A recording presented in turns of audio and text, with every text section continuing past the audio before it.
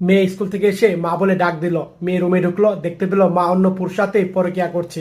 আর তখন মেয়ে বলল, মা এই লোকটাকে কখনো তো আমি দেখিনি। আর তখন মা বলল, মা তোমার আঙ্কেল লাগে। আর তখন মেয়ে বলল, মা তুমি বাবাকে ধোকা দিচ্ছ না তো? না মা, ধোকা দিচ্ছি না। মেয়ে বুঝতে পারলো আর দৌড়ে চলে গেল। আর এই বোনটি বলল, এই জেনে গেছে মেয়ে, চলো থাকা যাবে না। দৌড়ে মেয়ে বেরিয়ে যাচ্ছে। আর মেয়ে বসে কান্না করছিল। আর এদিকে বাবা অফিস থেকে আসলো, দেখতে পেল মেয়ে বসে কান্না করছে। আর তখন মেয়েকে বলল, মা তোমার কি হয়েছে? আর তখন দৌড়ে বউ আসলো, কি হয়েছে, মেয়ের কান্না করছে কেন? তোমার মেয়ে চকলেট চেয়েছিল, চকলেট দেয় নাই, তার জন্য কান্না করছে। আর মেয়ে বললো, না বাবা আমি চকলেট চাইনি। আর তখন বোর দিকে তাকালো। আর তখন বলল, তো কি হয়েছে মা, বসে কান্না করছে কেন? আর তখন মেয়ে বলল, মা আম্মুর রুমে অন্য একটা লোক দেখেছি। আর বউটা ভয় পেয়ে গেল। স্বামী তাকালো। আর তখন বললো, আর কি হয়েছে মা বলো। আর তখন বউ বলল, না না ওই মিথ্যা কথা বলছে, সত্য কথা না, সত্য কথা বলো তুমি। এই কথা বলছে মেয়েকে। তুমি চুপ করো, আমি মেয়ের কাছে শুনছি।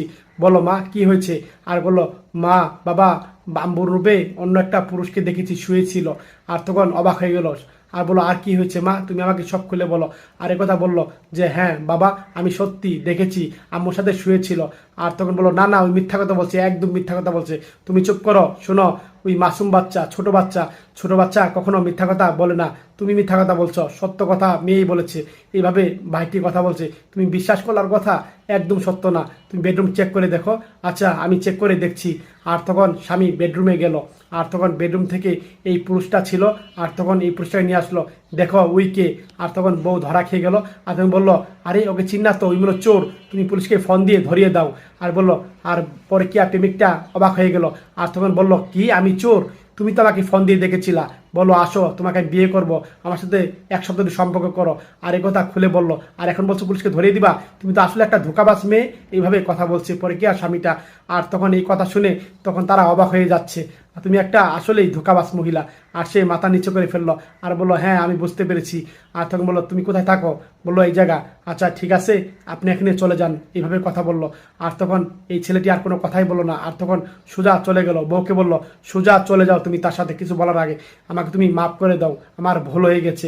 আর বললো, কোনো মাফ হবে না, পরে কি আর কোনো মাপ নেই, তুমি সোজা চলে যাও। এইভাবে কথা বলছে। বললো, বাবা আম্মুকে মাফ করে দাও না, মেয়েটা বলছে।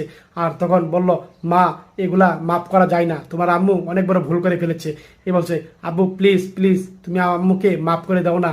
আর তখন স্বামীটা অবাক হয়ে গেল, আমাকে মাফ করে দাও। বউ বারবার বলছে, ক্ষমা করে দাও, আর জীবন আমি এরকম করব না। এভাবে ক্ষমা চাচ্ছে বারবার।